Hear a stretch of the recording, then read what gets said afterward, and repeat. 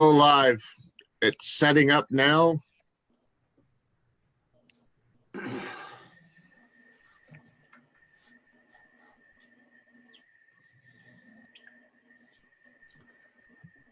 There it is.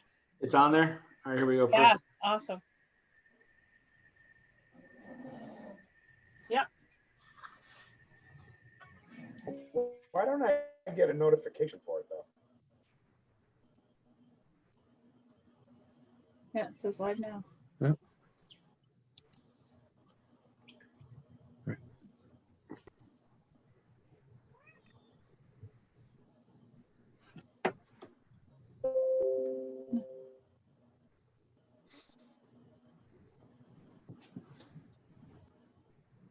Ready?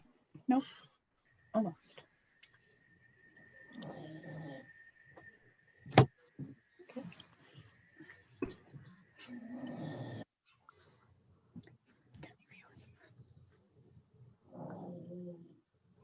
All right. Share it on all my pages. Scott, did you get a notification that it was up? No, I did not. It just showed up at the top of my feed when I went on there. Yeah.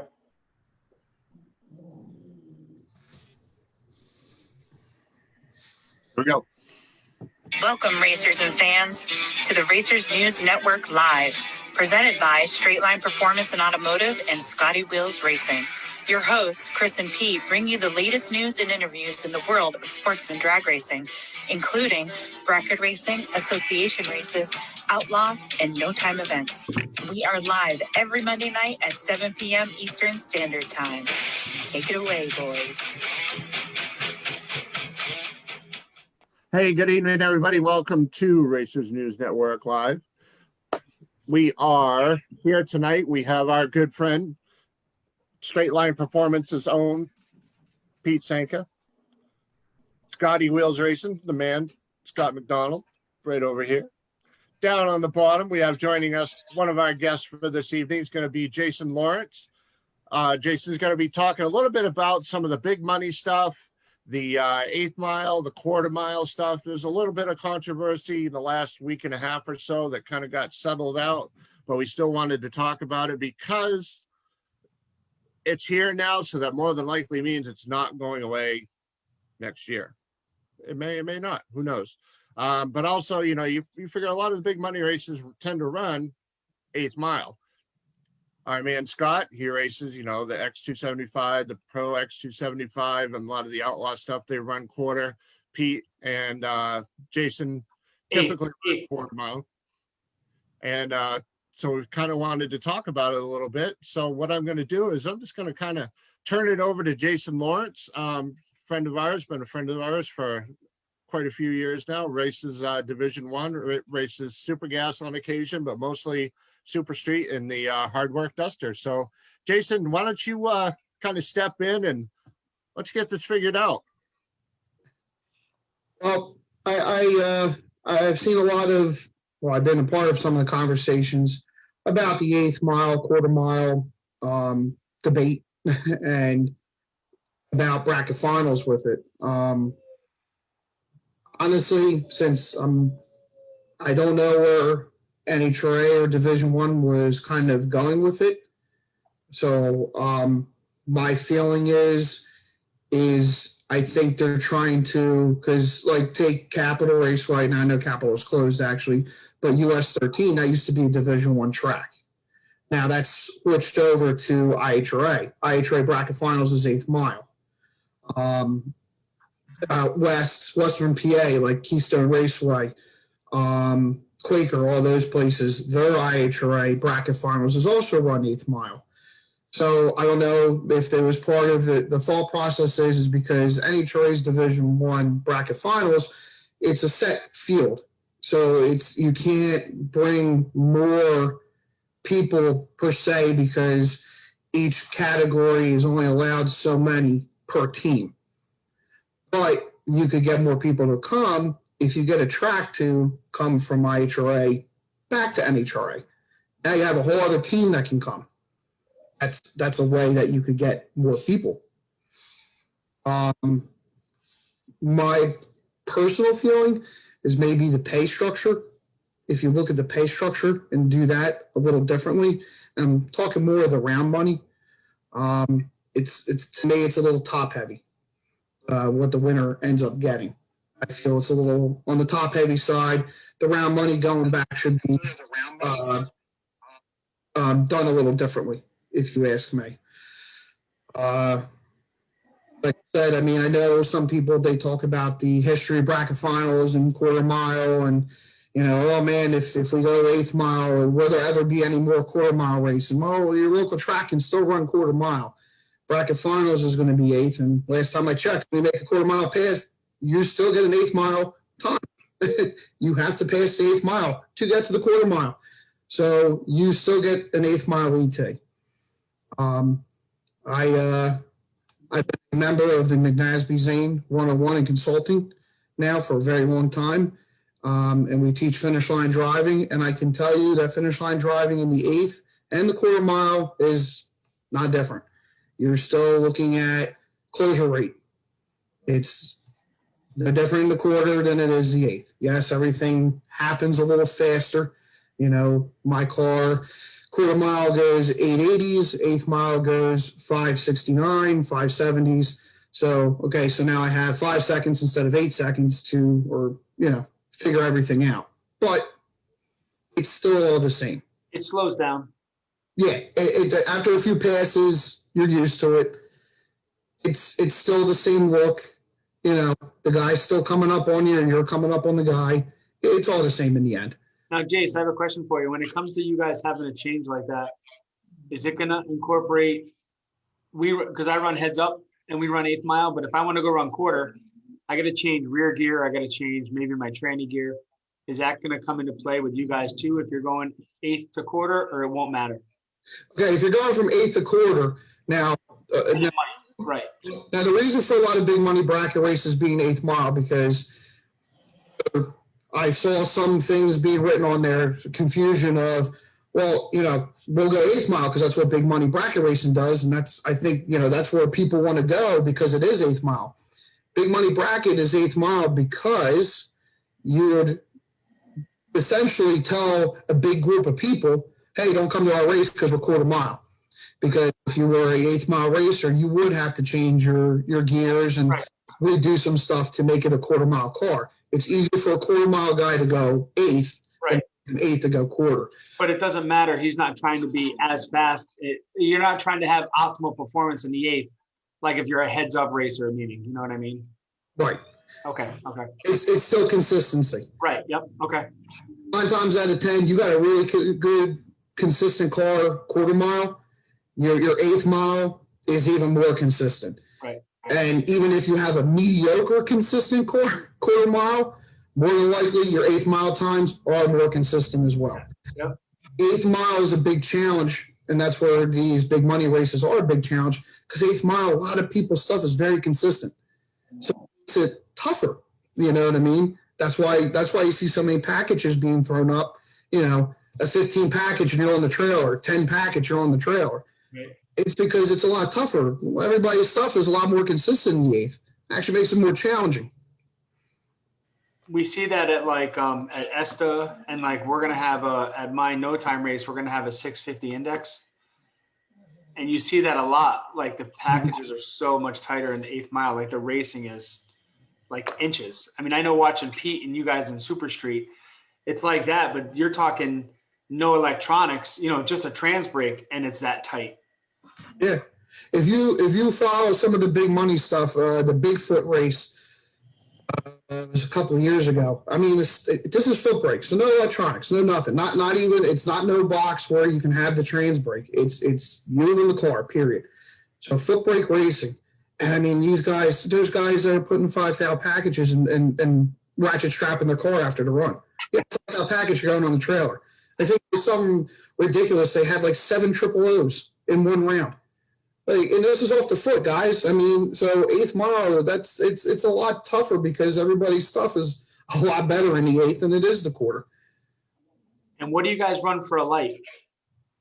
Is it a Is it a? Oh, it's a full tree, just a regular full tree. It's not like a pro tree or something. No. So again, there's just some of the things I saw. Again, I saw things people saying about the history of Division One and being quarter mile and stuff. Well, I mean, where do you want to go with that too? You want to go history? I mean, it's changed. Do we run a 5 amber tree anymore? Do we still have a flag start? I mean, you got to kind of keep up with the times. Top fuel cars go 1,000 foot. Yeah, I mean, I understand. I love quarter mile racing as well. I like to go 880 at 150 instead of 570 at 120. But again, I'm not. I want to race too. I want to race, and that's what I do. So I don't care what it is or where I'm going to go to do it. So, Pete, go ahead. I'm reading a text from your wife that said I look like a serial killer. Jason, you're well respected in the super street world. That's no doubt. Someone who has never raced 8th mile, me would be that someone. How long do you think it would take the average driver to get acclimated? And the reason why I ask you this is because I know one of the options were to keep the regular bracket program quarter mile, even though when you go to the bracket finals, or there was even some rumors of when you go out to Pomona that would be 8th. How big of a disadvantage would that be, in your opinion, again, to the average racer? Personally, I don't think it really would be. I was fortunate enough to win a practice tree race, which got me a free entry into the World Foot Brake Challenge. So my first ever big money 8th mile bracket race was at the World Foot Brake Challenge. And within a couple passes, everything was as it would be, quarter mile. I started picking up where the other car was, whether I was chasing or being chased. And the decision at the 8th was starting to become just like decisions at the quarter. It really doesn't take much to get used to it. I wonder if it, in some cases, it gives you less time to overthink a situation. Yeah, there's a little bit more react. Yeah, right. Like quick react. But again, Scott said it best, over time as you keep doing it, it starts to slow down. It's, somebody who, quarter mile, oh man, I just got this new 8-second car, man, or 7-second dragster. Right. Quarter miles just flying by. Well, you do tricks to slow it down. One of our things we tell people, well, count the cones as you go down the track. So you're looking at the cone, you watch it go by, you watch the cone go by, and eventually over time, the track slows down. So that 7-second car doesn't seem so fast anymore. Right. Same thing in the 8th mile, just you end up eventually just becoming acclimated with it. Let me I can attest to that. jump in real quick. I wanted to include our second guest, Emilee. She races snowmobiles at New England Dragway. Emilee, when do you really start driving the finish line like the guys have been talking about?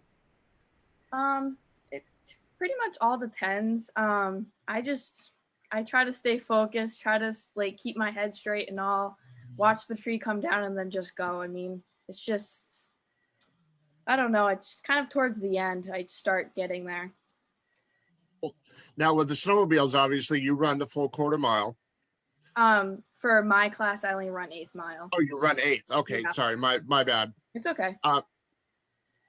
Emilee's father and mother are friends of mine. She races snowmobiles at New England. Now, this is your first year really competing. Well, last year, I should say, was your first year really competing on the sled. Is that correct? This is going to be my 3rd year racing. The 3rd year? Yeah. So I've been on snowmobiles since I was 4, and I've always looked up to my dad on racing because he races bracket. So I've always looked up to him and everything. But just he tried getting me into a junior dragster. I didn't like that enclosed space, so I waited till I was old enough to drive, and then I got my competition license before I ever got my driver's license. So I thought it was pretty cool. So I've always looked up to him about it.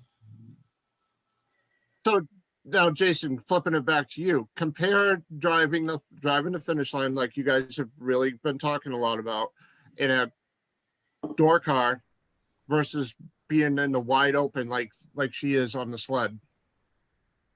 It should be the same. I mean, it's still the look. It's still closure rate. That's what we're looking. You're watching the guy. Again, closure rate as in if you're the slower one. Even on the sled, I'd be looking to have mirrors and have mirrors set up right.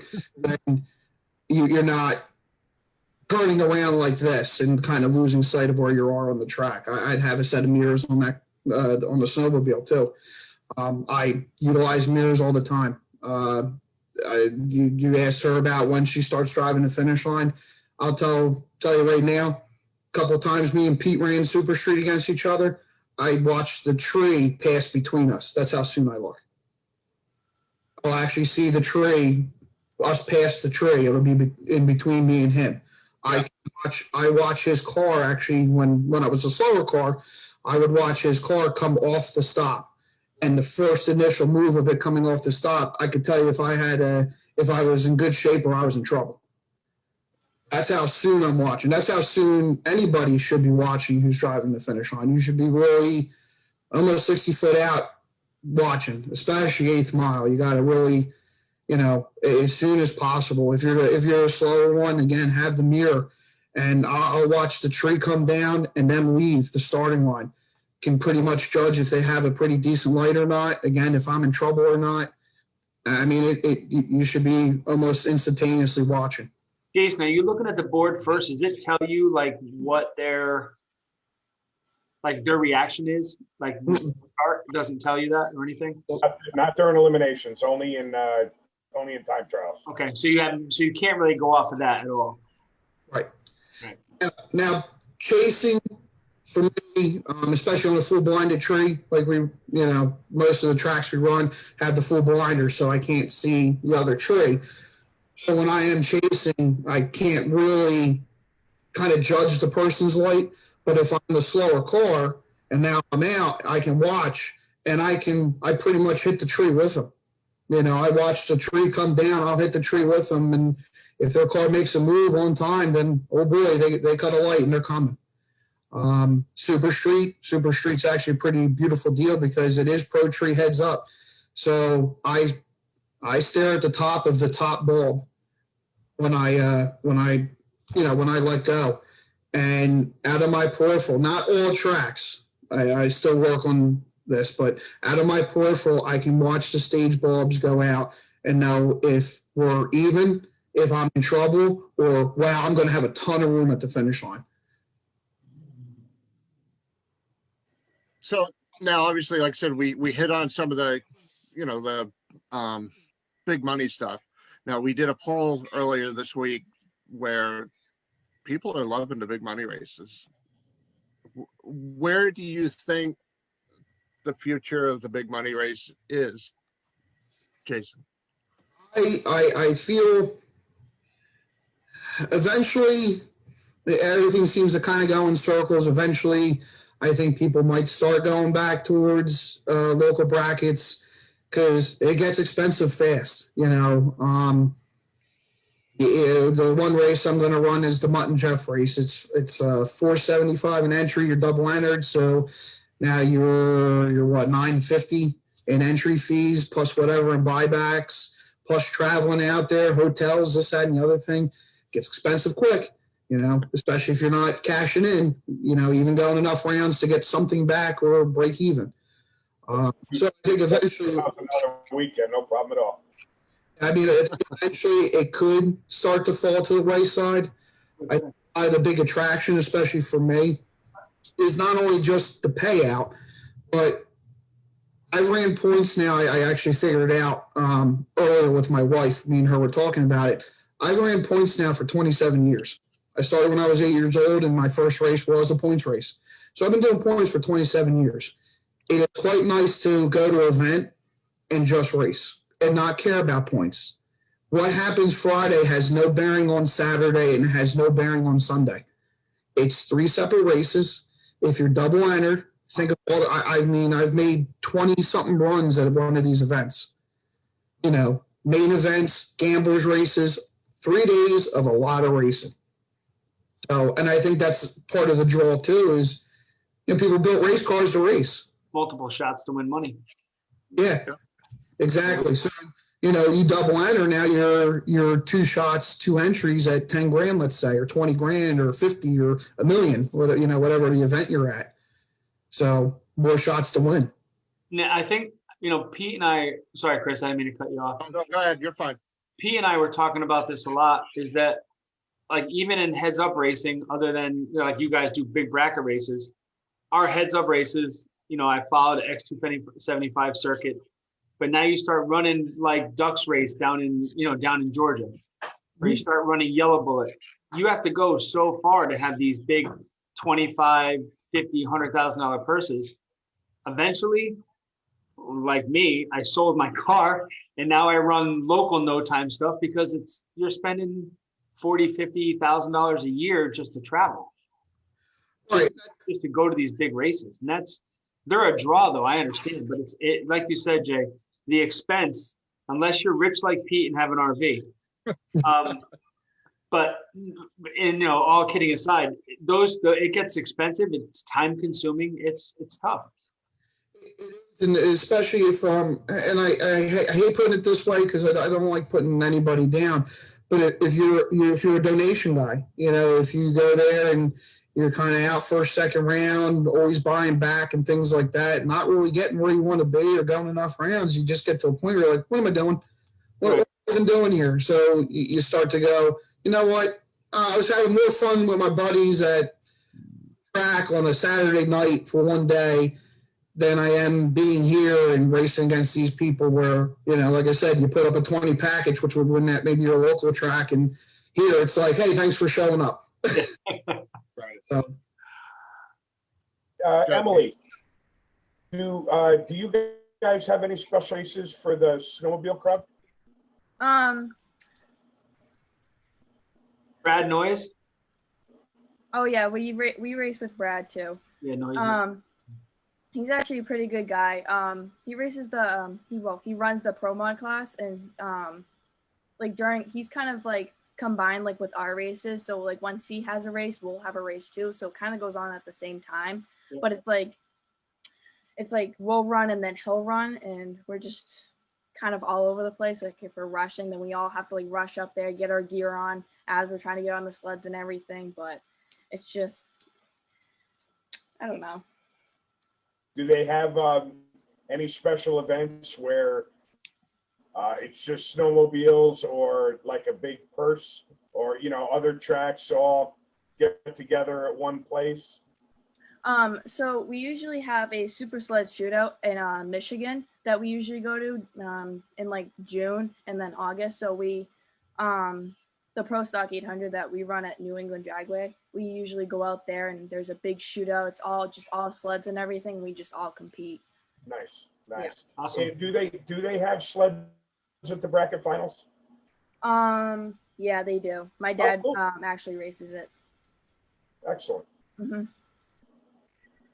I just read a comment on here from Ray Keown, and actually, Ray, I do agree with you. I am not saying that big money bracket racing is going to die out in the next year or two. It's more of an eventually thing. Yes, I really do agree. I think local points programs might die off first before that. Again, I'm not saying that big money is going to die off first. It is here to stay right now. I'm just saying that I think over time, eventually it will dwindle down because there is people, yes, you like he posted and he said here, yeah, there's a lot of people who are into it and there's a ton of racing on the weekend. Absolutely is. And that's why everybody goes. Because it will die first. And then I think eventually, way down the road, it'll start to trickle down and maybe local points might come back. Emilee, now I know at Oxford they run snowmobiles as well. Have you guys taken the trip up there to race at all? The beginning of last year when COVID hit, we didn't get much testing done, but we did go up there and did a few test runs and everything. And it's an all right track, but the shutdown area, it's kind of hard. And but we tried getting some races up there and up at Oxford and Lebanon Valley, but we're still trying to get on board with Lebanon Valley too to race up there. Yeah, one of the biggest drawbacks, excuse me, of Oxford Plains is that the shutdown area is very short. Mm-hmm. Yeah. So, and there was a big dip in one of the lanes. I don't know if they've gotten that fixed yet. Yeah, I don't know, but and then we also race up at Winniport in Maine, so that's one of our other races that we're going to be going up to. Cool. Jason, McNaspy, and Zane, tell the people. Manasby Zane 101 in consulting. Actually, they have two schools that they're looking to do this year.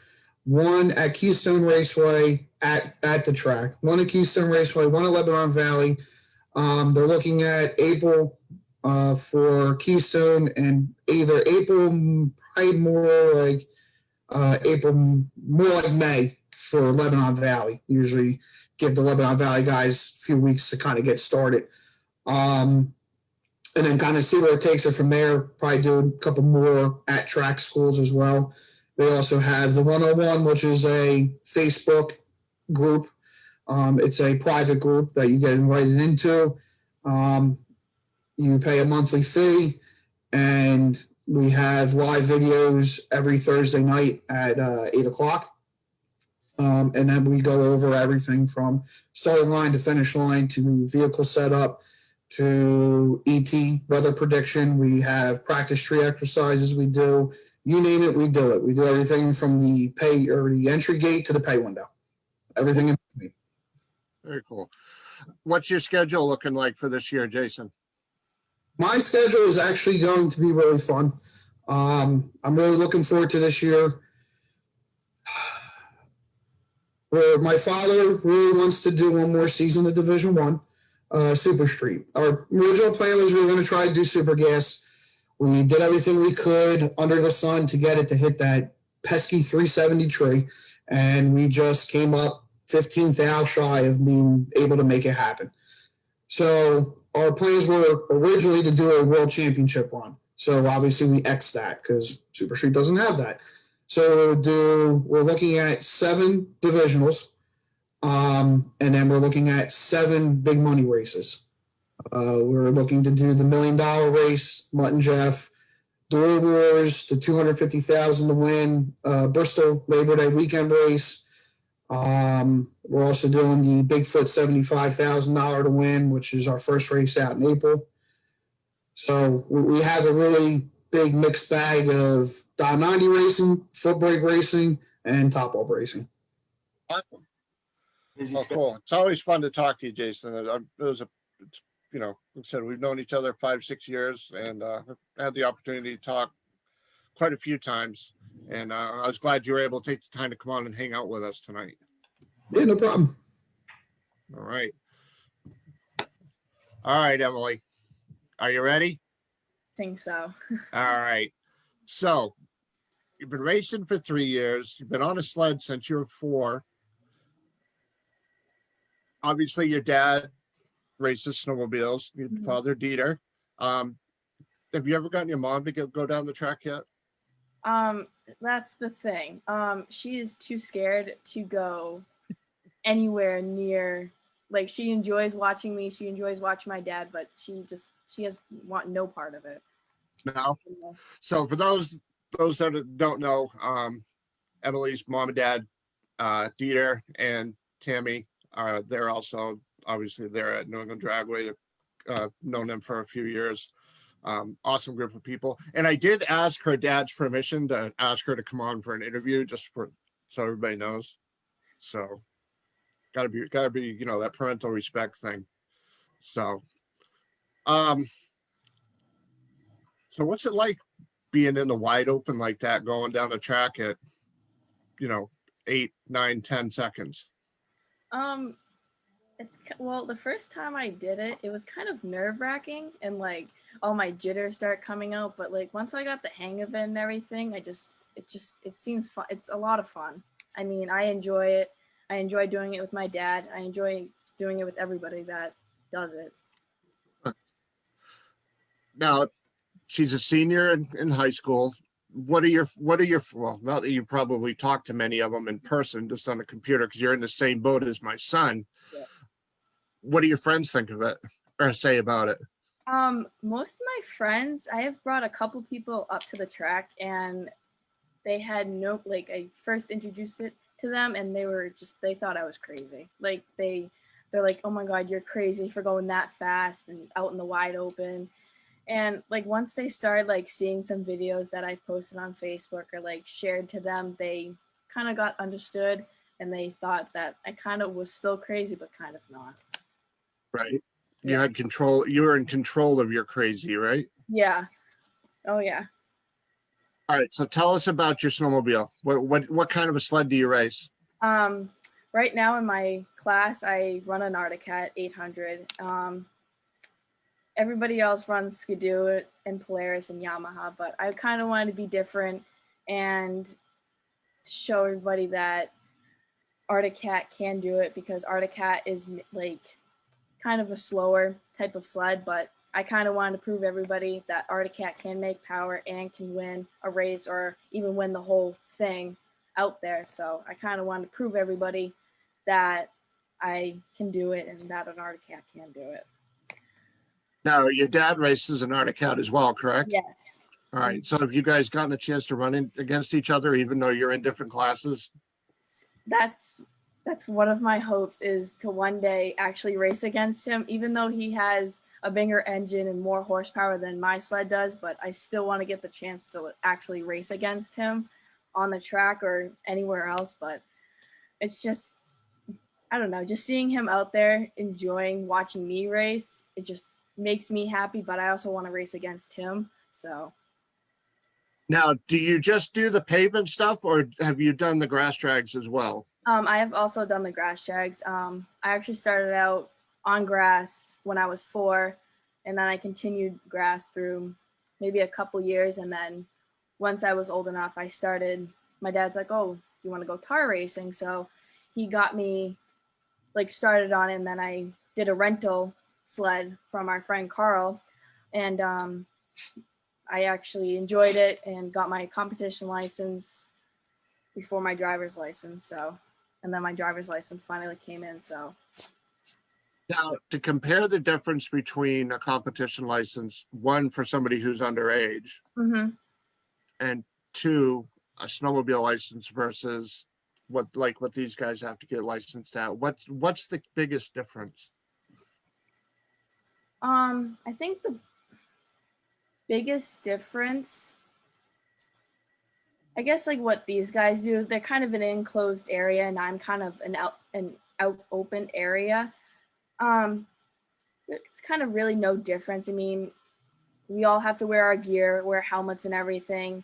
And just, I don't know, it's kind of the same, but kind of different, I would say. But there's really kind of no difference to them. You still have to have people observe you to sign off on your license, correct? When you first when you start doing your test runs after the last one, whoever has a competition license has to sign off on that piece of paper. Then you can. So if everything stays normal, what are your plans for this year? Obviously, you're going to run in your same class, running the 8th mile, correct? Yep. What else do you want to try? Well, I have asked my dad if I could run his sled, and I have actually run it once, and that was last year up at Winniport in Maine.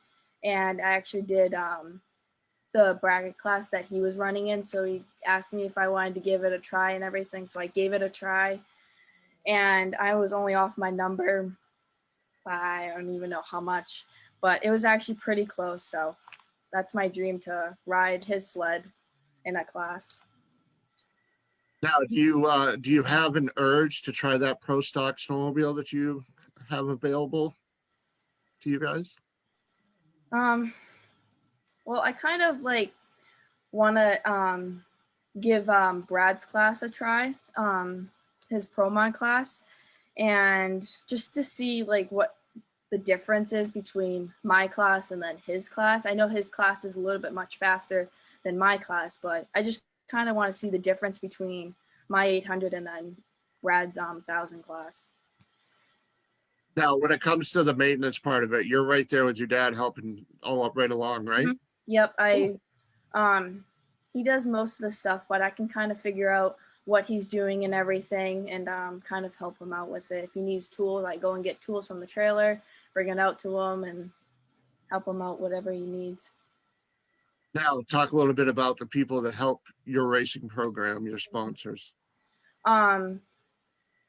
So the first main sponsor I would have to shout out is probably our friend Carl at Rochester Sports Center in Barrington, New Hampshire.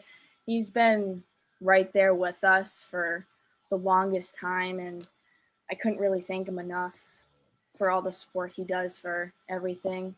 And then Guy Philippon from Merrimack Drywall, Boosted Brothers. There's a lot that I really can't like come off the top of my head, but Right. another sponsor is Pro Stock Inc. out in Michigan, and he's given me a lot of stuff like my skid, my skis, and everything. Really couldn't thank him enough. Yeah.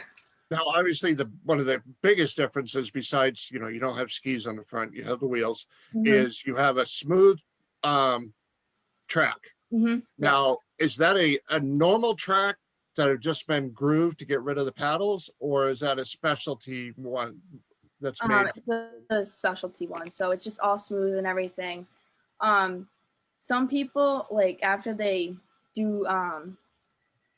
raced on the racetrack, what me and my dad usually do, we take a broom and wipe off all the debris that's on the track and everything. And if we're coming up to like a big race and everything, we usually put WD-40 on the track so it's stickier, so I stick onto the track, so I get like better 60-foot and a better ET.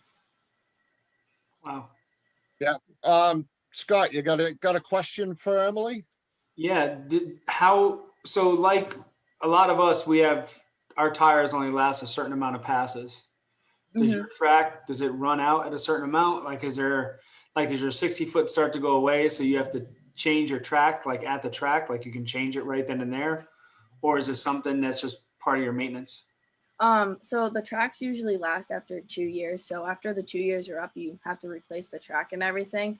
But yeah, it kind of all depends on your track and everything.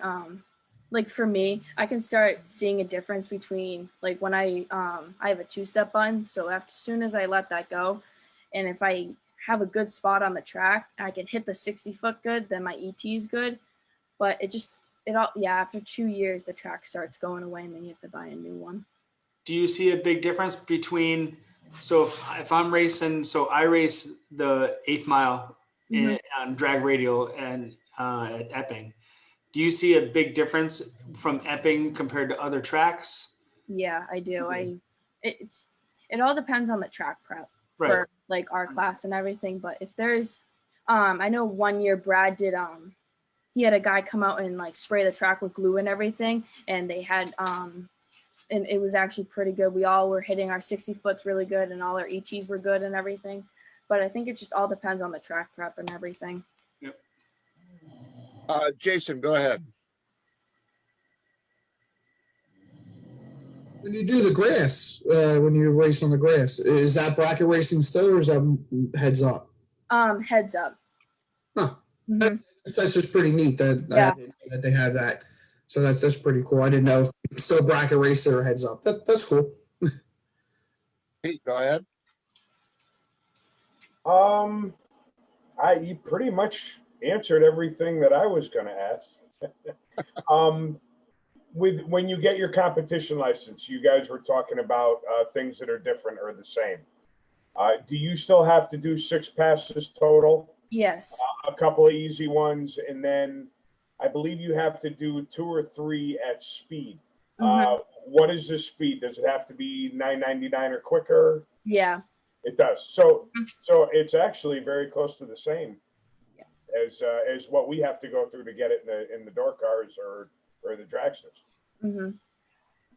Excellent. How I got to ask you this, and my mother always taught me never to ask a woman her age, but curiosity is killing me. How old are you? I'm only 17. Oh, good Lord. Well, I got to tell you, you're pretty impressive for any age, but Yeah. 17, Thank you're you. knocking it out of the park. Great job. Thank you. Awesome. All right, Emily, last question. What's your best pass to date? Your top ET and your top speed? That was my next question. Perfect. So my fastest ET is 566 at 116. 8 second sled. Very cool. Yep. Impressive. Well, Emily, it's been a pleasure talking to you. Like I said, known mom and dad, more so dad, for a few years, and got a chance to see you running around the track with all your friends. Yep. But it's really cool to see you competing, and obviously, best of luck to you. Thank School first, though. Yeah. You're a senior, so I'm going to tell you the same thing I told my son. I don't care how bad your grades are, just graduate. Yep. Hmm. And So kick your dad's butt. yeah, I'll try. I'll try. Thank you. you're welcome, Emily. Have a good night. We'll talk to you soon. You too. Thanks, Emily. Great job. Thanks, Em. All right, Pete. You got some .90 stuff for us? I got this for you. Still haven't got scheduled from the local division there. So I was going to announce Division 2 tonight for the NHRA side of it. Their season starts off February 4th through 6th at Orlando's Speed World.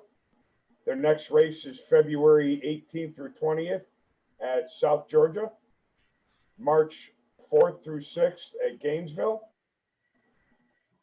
And then next race is May 21st through 23rd at Atlanta Dragway. August through 8th at Galat.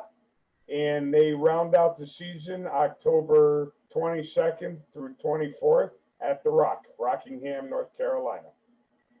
I am going to announce the top 3 for 2020 point standings. For Super Street, Kevin McNichol took the crown with 323 points. Scott Mackey came in second, and Jacob Rutledge finished third. And have great slack points. Freezing Very up on us. familiar name. There we go. Oh, I am? How's Oh that? no, you're all right now. Okay. John LeBouche Jr. finished second in Super Gas, and Rusty Cook came in third. Super Comp, we had Rick winning the crown with 374 points. Wyatt Miles finished second, and Troy Williams Jr. finished third. That rounds out the top 3 for all the .90 classes in Division 2 NHRA. All right. It just happened. There it is. All right. So I just had it.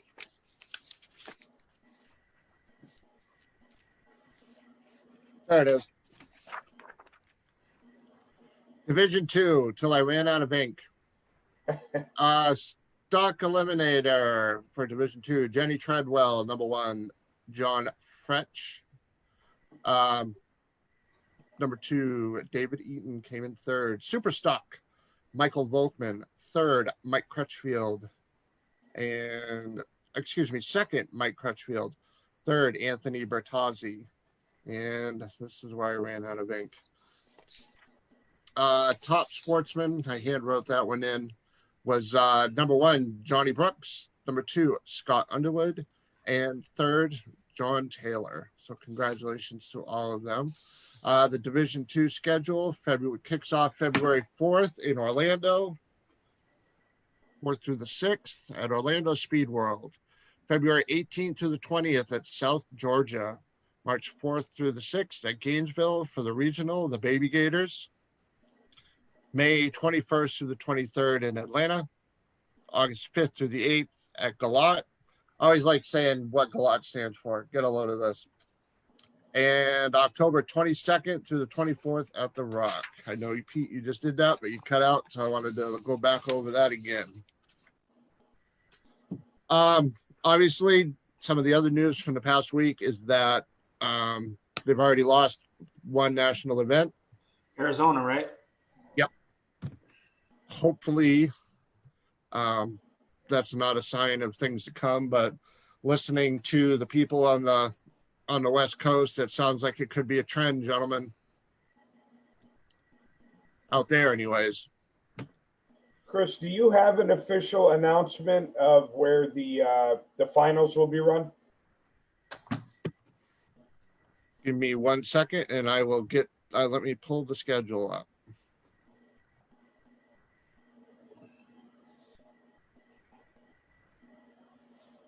I don't know if what you told me the other day still stands true, but the finals will not be at Pomona this year.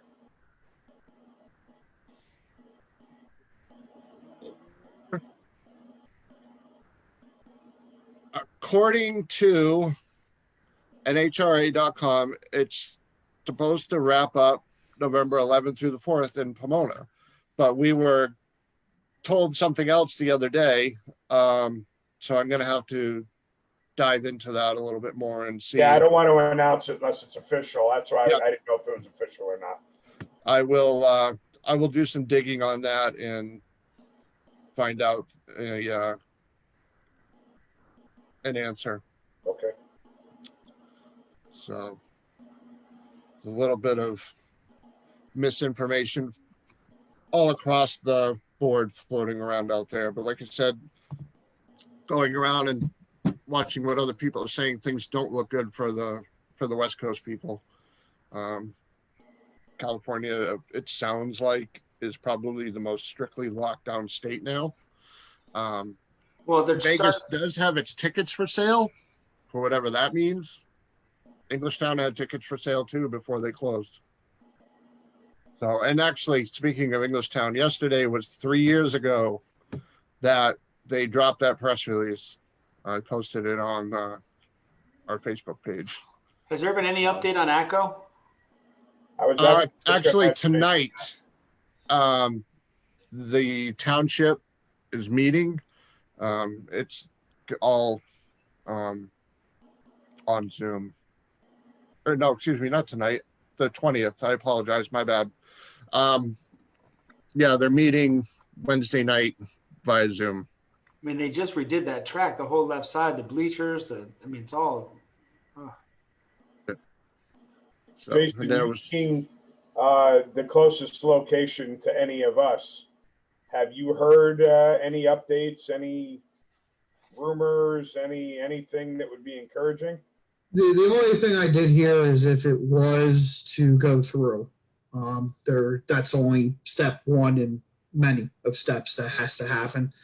So it looks pretty good that you would probably get at least half a season out of them, if not a whole season.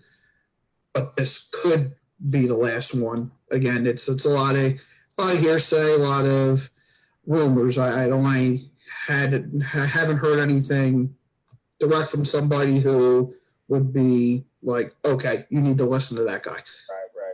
But that's the one thing I did hear, that if it was to go through, there's still more processes and things that have to be done. So it's not like if they say, yay, okay, well, at this meeting on Wednesday, like, okay, yes, we approve. It's not, okay, well, then they're closed now. Right. There's still more to go. So it seems like we'll at least get a season out of it, probably. So if you're going to Echo this year, look around and call in because it might be your last time. Go in, be nice to everybody, shake their hand, and say, "Hope I get to see you again." Yeah. Yep. So, all right. Let's see, real quick, like from our good friend Nitro Joe at Nitro Joe's Drag Race Statistics. He sent me something a couple of weeks ago that I found kind of interesting. The total number of top alcohol funny cars in the entire country, if anybody would know, it would be Joe, is 44. The total number of top alcohol dragsters in the country from 2020 was 52. To me, it sounds a little low. He said it sounds a little low. And like I said, if anybody would know, it would be Joe. But I bet you there's 90 or 100 pro mods to run an NHRA. Probably, yeah. Oh, and speaking of pro mods, Northeast Outlaws have officially decided, Outlaw Pro Mods, they're going to be going to 8th Mile to kind of sync up with everybody else except for NHRA. So, lots Scotty, of stuff. you got any no time announcements? I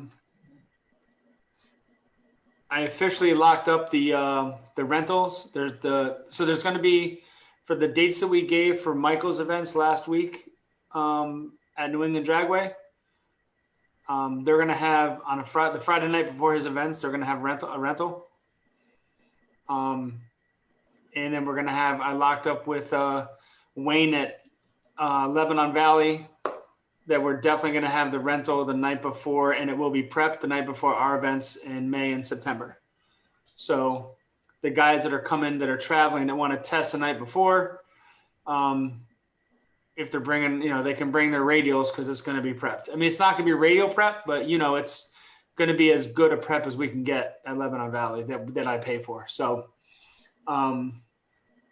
we had an issue last year where the prep was good, but some guys that came on 315 radials that went they go 370s at, in the 8th at Cecil, didn't adjust their chassis when it came to Lebanon Valley.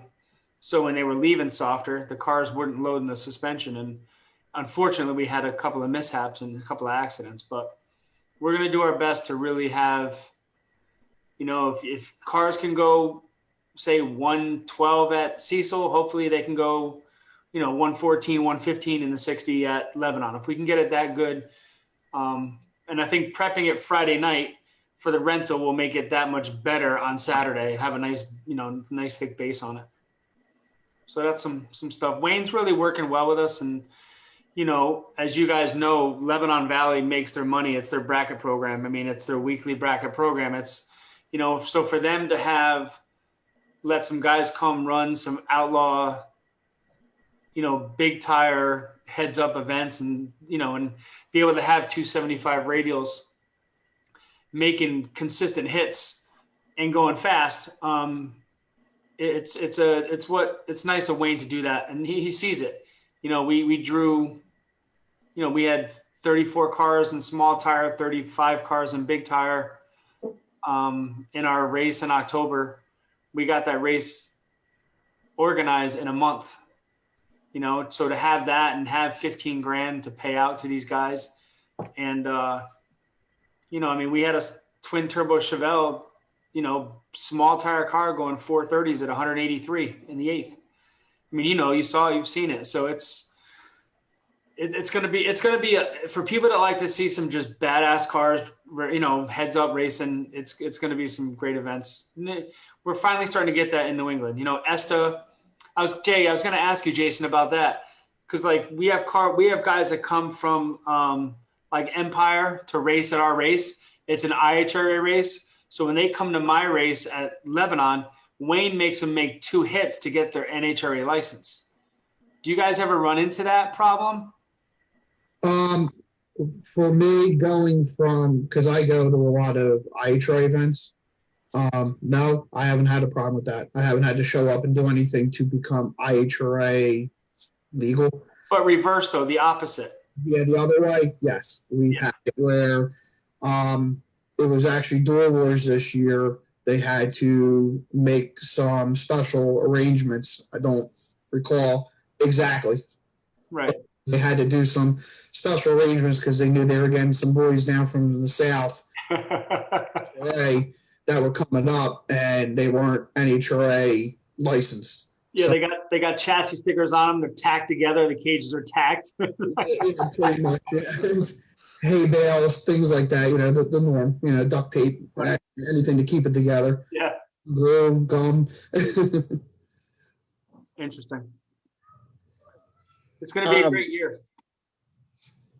Just to back up a teeny tiny little bit, somebody posted on our page that ATCO is obligated to stay open until the Pan Am is completed. We're being told. That's after the divisional, so we're okay, Pete. Exactly. Yeah. There you go. Let's get all our priorities in line here. I mean, if you guys lose that track, are you going to have to double up at a different track? I mean, we're not doubling up with the loss of Englishtown. Okay. Eventually, I mean, Or are you just going to have it at Lebanon and Island? no, we go Virginia, and not in race order, but Virginia, Maple Grove, Atco, Epping, Lebanon Valley, and New Media. And is it like once a month your guys scheduled for that? No, sometimes you get 2 in a month. Then you get none in 1 month, but it's 6 races, Jason. Am I right in saying that? 7 races. You forgot Cecil County. Thank you. Yes. We're at 7 races. It's 7 events, and it's best of 5. Okay. So when we lost Englishtown, we picked up Numidia. So one would hope that if we lose Atco, that we'll be able to pick up one somewhere else. But the fact is, a lot of divisions only have 6 events. So will they double one up at another one, or will we pick up a track somewhere else? Kind of just remains to be seen.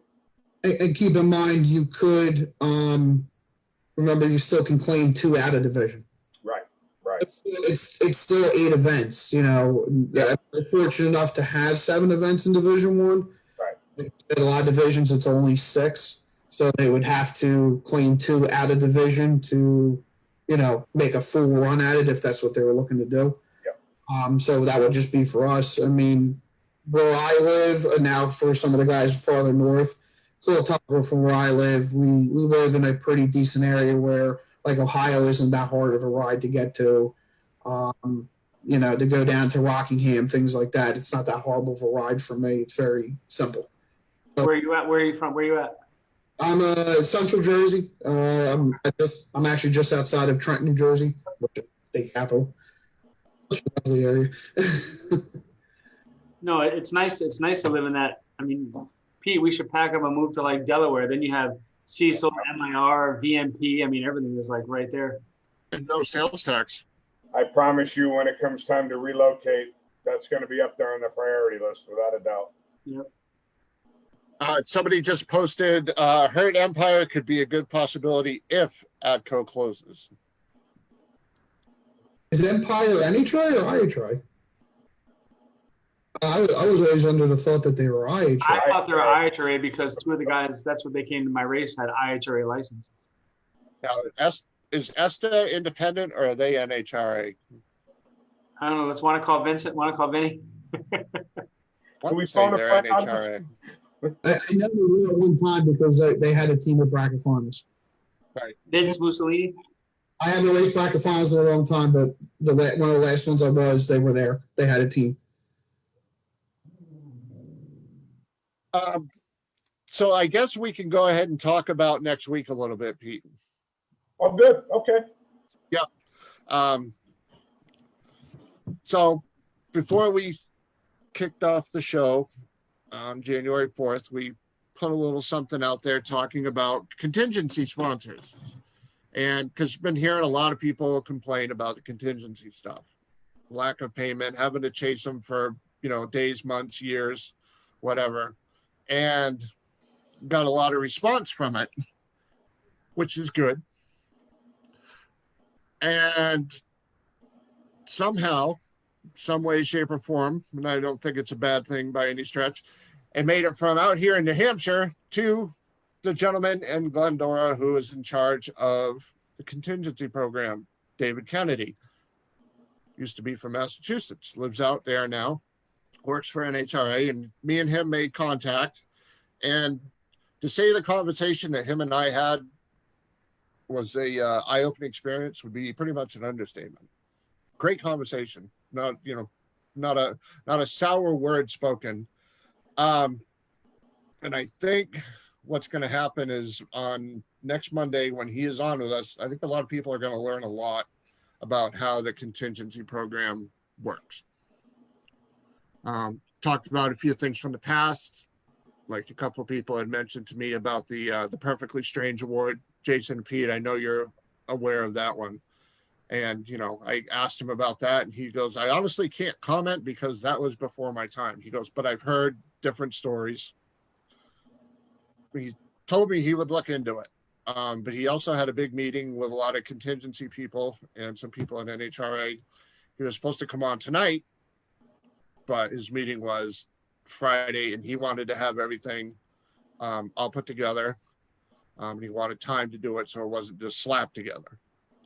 So as of this moment in time, next Monday night, David Kennedy, the director of the contingency program from NHRA, will be joining us to break down the contingency program.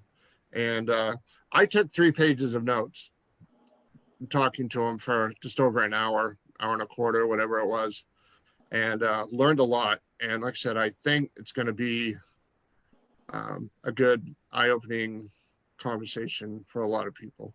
This is really a big deal. Here we are, just a couple of guys that are talking about the sport that we love, and to create enough attention so that the gentleman in California that runs the program wants to be on this show.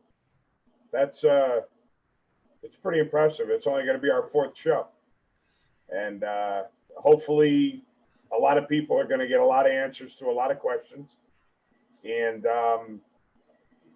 it's really easy to comment or give your opinion on anything without knowing what goes on behind the scenes.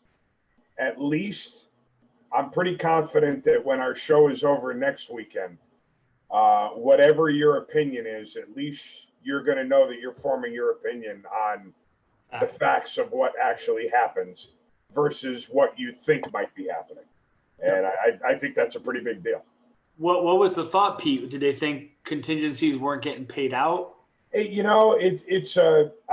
think a lot of people assume that NHRA has their hands a lot deeper into the contingency money than we think they do. I don't think that they have nearly as much control over payout as we hope. And you know what? Everything that I've ever thought and every time I've changed my mind about it, I'm glad that we're going to be hearing it from the horse's mouth, so to speak. Right. Won't be any mystery after next week as to how they work the program. And then, like I said, once we hear how they work the program, we could form our own opinion as to how we think they should do it. But I'm guessing that a lot of people are going to listen to him talk next week and say, whoa, I never knew that. Or I didn't know what was involved, or I didn't know what went on behind the scenes. And, Right. Jay and I, we go to ATCO and we run. And I win and he runners up so that we're divvying up all our stuff. You notice how I said I win, right, Jay? You got that? But, I mean, we're just 2 people at one track. We forget about all the national events that are going on that are paying contingencies. We're forgetting about the other 6 divisions that might have a race that weekend or the week before or after that people are paying contingencies. Right. Like does each, right. And the other thing too, a lot of people don't realize is some manufacturers pay contingencies for certain classes. So I'm just throwing this out there. Your Simpson seatbelts that the guy next to you in Superstock just won a divisional might not be paying J or I for Super Street like they are for them. So there's so much that's going on that we don't know about or we won't give them credit for that. Like I said, it's going to be nice to know the real deal from the people who handle it. Like who verifies that you run their product? So as far as I know, and again, we're going to get a lot of this cleared up. Right. Just curious out of us. So you drive through the traps, your wind light comes on, you pull off, you go on the scales, they make sure you're legal weight. Okay. If you have a fuel check, they'll check your fuel. We don't have to worry about that. They walk up to you, say congratulations, and they hand you a clipboard. Okay. On that clipboard, you check off the products that you have. Okay. When you're done checking off the products that you have, the tech inspector that's at the track verifies that you have a legal sticker. Now, I say legal sticker because that's important too. You have to have the legal sticker on the car that you have checked off on your list. Right. Okay. If the stickers are modified, if they're cut, if they're shrunk, that's all going to be up to the tech inspector to say yes, it's good or no, it's not. Okay. Now that's after the finals, like after first and second? That's correct, because Okay. divisionals, you winner and runner up get contingency stickers. Roger that. Same thing with national events, right, Jay? Yes. Just winner and runner up only. Winner. So it's the final round. Now keep in mind, you've got on any given day, you've got comp, stock, super stock, the 3.90s, and you could have alcohol, top sportsman, top dragster. So you could have anywhere from 7 to 10. Everyone runs their finals at pretty much the same time. So it's a 3-ring circus. Now, again, you got to put this into context. We're just one group of people at one track at a very small spot in the country where this is going on all over the country. So it's a lot of effort that goes into this in order for us to go home and wait for our $100 check or our, whatever we're getting. But after the tech inspector goes over your list and makes sure you have the legal stickers in the right place, then they mail out that information to all the vendors that we buy from. Okay, so one of the times I won, I think I had 20 stickers, 23 stickers, something like that. So that's NHRA generating 23 letters to all the manufacturers that, hey, Jason Lawrence just knocked down Atco, send him a check. Now, some companies say, great job, Jay, here you go. Or is it credit? Yeah, some companies say, you got to show us proof that you run our product. Some companies have a time limit where if you bought a flex plate that you only have 3 years or 5 years or whatever. I know a balancer is one of them. I'm not going to say the name because I don't want to give misinformation, but there's time limits on certain model balancers, flex plates, transmission cases, Jay? Yes. Right? So it's not just a matter of you could have bought so-and-so's flex plate in 1990 and you're still running it and you're still qualified for contingency. So it's a big wheel that requires a lot of grease. Right. And even if you and NHRA do everything that you're supposed to do, you still have to rely on the company to send you the check. So it's, like I said, it's not just simple of, hello, straight line. I just won Englishtown. Okay, here you go, and send the check. It's not. But are you sending them, does a contingency, are they just sending you a check to spend more money at straight line? Nope. It's actual dollars. You deposit it in your account and have a nice day. Okay. Some companies, there is some companies that it's a credit for them. Right, a credit to the company. Oh, really? Yes. If I remember, I if haven't I looked remember into this correctly, I thought he yet, said that's one was why I like don't Mickey know that. Thompson. Correct. You are correct. It is Mickey Thompson because Yeah. we were on Mickey Thompson's. And one of the events we did well at and won, we actually got a gift card for Mickey Thompson. Wow. See, now when I won, the last race I won was Atco. Oh God. 1983. Yeah, something like that. I think they started the race with a flag, if I'm not mistaken.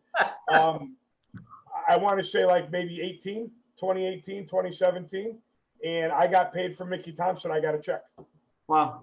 So it's, and again, that's another thing, NHRA, you know, people think, oh, it's NHRA's fault because Mickey Thompson used to send me a check and now they're giving me a card I got to spend with them. When in reality, NHRA probably has nothing to do with that. But it'll be great to hear next week exactly what they have to do with it. Absolutely. Two things that stood out to me when I had the chance to talk to Dave on the phone was first thing that he mentioned was the stickers. Yep. You have to have the correct sticker. You can't just have, like in Jason's case, he runs Mickey Thompson's at that event. You just can't have a generic Mickey Thompson sticker or one that you cut on your plotter at home. You have to have, the specific Mickey Thompson sticker that goes in the specific spot, Right. And it's not open for debate. No, no play, no pay. The other thing that really stood out to me was he said, pre-COVID, the contingency program was run out of a 3-drawer cabinet. Post-COVID, it's all digital because he's doing it from his garage. Sure. Because he works at home now. Sure. It was just mind-boggling to, a program like that. I mean, I went on, after I talked to him, I went online and I started doing, I pulled up the list of contingency sponsors and I knew it was long, but I just wanted to actually see it. Right. Go, holy crap, they ran that out of a file cabinet? Yeah, and then, again, something that I'm really looking forward to hearing next week is what does a company, Scotty Wheels Racing, wants to pay contingencies? What does Scotty Wheels have to do to get their name on the checklist? Yep. So that when you win, you can check off that you got a Scotty Wheels sticker. Now, I've heard everything from it's free to it's $20,000 a year. Again, it's going to be really nice to know what the actual program is and what's involved. Who knows? You might have people that tune in that realize maybe it's more affordable than they thought, and they might get on board. You never know. Like I said, for somebody who's not a racer, but I've been around, motorsports since I was 9 years old. I'm 51 now. I know how it worked when I was involved with the modified tour, up here in New England, the Wheel and Modified Tour, the racetrack that I worked at, the circle track, and now getting back into drag racing, the past 7-8 years. It's not easy. And like I said, it just blew me away that they ran it out of a 3-drawer file cabinet. Yeah. And he was very honest and said,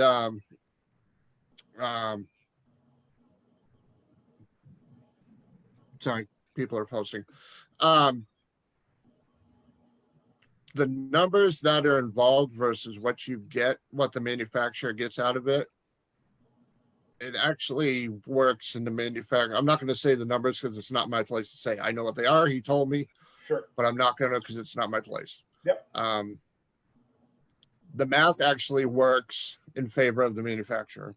Sure it does. Listen, I've only won 2 races in my whole career that paid contingency. And to this day, from the very first day to this day, whenever I need to buy a product, I will look on that contingency form and figure out who's paying. Because if you're going to spend the money anyway, even if it's a couple dollars more, why take the chance of winning a race and not having the opportunity to get a check from whoever you're buying it from. Little return on that investment, you know? Yeah, I mean, it's just like you said, we're buying it anyway. Yep. We might as well buy from the people that are going to pay us if we win. They're obviously supporting us, so we got to do the same. And I know that I'm not the only person that thinks that way. So ultimately, it has to benefit the manufacturer. Otherwise, why the heck are they going to bother doing it? One last example, and then we'll save the rest for next week. He told me another story. It wasn't anybody in Division One. It was in another western part of the country. Took a Mark Williams sticker and cut the MW out of it. Yep. And stuck it on the center. It was at the axles. Yep. So it's also That's what I'm crap like saying. that they got to deal with. Right. Right. I same thing, not going to use names or anything like that, but there was a certain individual running stock that had a parachute. This is way before Copo and everything like that. Yeah. Okay, had a parachute on the back of the stocker, and they finally went open it, and a bunch of event T-shirts came flopping out of it. So it's kind of things like that you could understand the manufacturer side of going, we need a little bit more proof than just a sticker. Sure. You need that proof of purchase, because sometimes to get some of the contingency decals, you can't get them without a proof of purchase to Right. be with.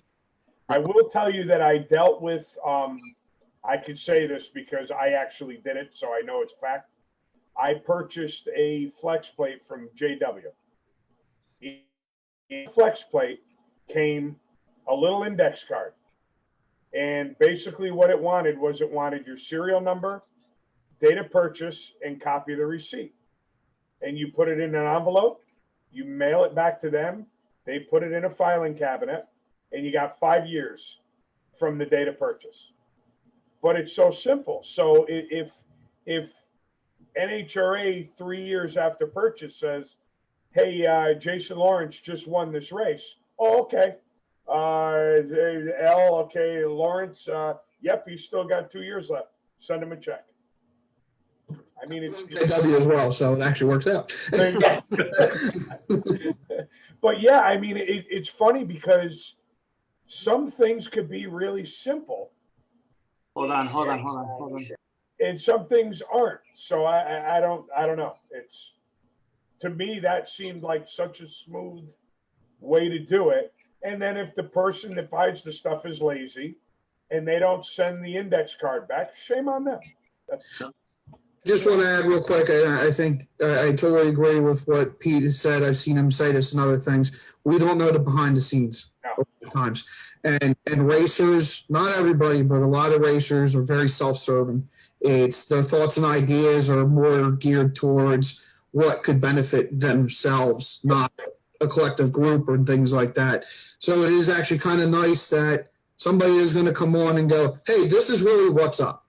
So now everybody knows. Right. And there's times that I really honestly wish that some directors or some official of NHRA, divisionals, national events, IHRA, anything with a problem that's going on, that somebody come in and go, this is why this is going on, and this is what we are doing to do it. So, like give us a break.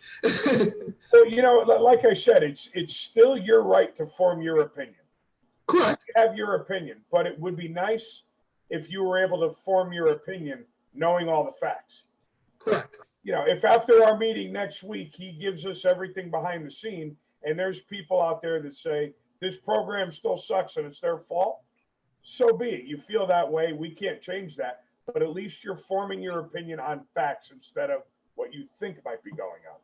Right, and that's what I'm agreeing with. It's nice to finally get some facts and kind of know what's up, because you again, I see you on Facebook as well, Pete, and you've seen me also post at times too, where it's just like, guys, you're saying this stuff, you don't even know what's up. I'm not saying I do. I'm not saying I do either. But no, I mean, listen, I've been guilty of that too. There's no doubt about it. But listen, when you're wrong, you got to admit that you're wrong. right. And my wife is always wrong. It's never me. Hey, Pete, listen to me. Pete, I've known you 30 years. I'm He said sorry. he's wrong. He said it for the first time when was it Friday at the shop? I don't know. I must have been drunk. Chris, show us what you got in your hand, quick. Let's get off the subject of me being wrong. All right. So, little board that we're putting together with the people that have decided to join our little program. Eventually, this will work its way into being a banner. But obviously, Straight Line Performance and Automotive, Scotty Wheels Racing. Always good friends of mine, the Coltreras, Eastern VP Race Fuels, and Competitive Suspension, Shane Swigart. You want to be part of our show? Get a hold of Pete. We're putting together some proposals for the people that pay attention to the Facebook page. Yep. I just kind of teased you guys with what we're doing in prices. But if you were around for the intro of the show, Chris's wife does that. She does the voiceovers and commercials for us. Next week, I believe we'll be debuting my commercial. And we just want to try and raise some money to cover the expenses. None of us are going to Hawaii unless there's a really big race out there, then we'll try like hell. But stickers, T-shirts, banners, just to promote what we love is all we're trying to do. So if you want to get on board and have your name mentioned during our broadcast, you want to sponsor a certain of the show, reach out to me and I'll go over what we do and how much it costs. Absolutely. And like I said, joining us next week is going to be David Kennedy, the director of the contingency program for NHRA. So it's going to be an awesome show. Hope everybody can tune in, check us out. Thank you, Emilee Anger, for coming on and hanging out, talking about your years and all your years as a 17-year-old racing snowmobiles. And congratulations to her mom and dad for literally putting her on the straight path. So, Scotty, thank you. Pete, Thank you. thank you. Jason, thank you. Thanks for joining us, Jay. No problem, guys. You're the man. Thank you for coming on and kind of giving everybody a little education about the eighth and the quarter and the big money stuff. And I'm sure we'll be talking about it more. It's definitely not going anywhere. So, Jason, thank you for joining us. And Emilee, if you're still tuned in, you're a rock star. Keep on keeping on. Go kick your dad's ass. all right, guys. Thank you very much. And we will talk to y'all soon. Take care, guys. Later. See you guys.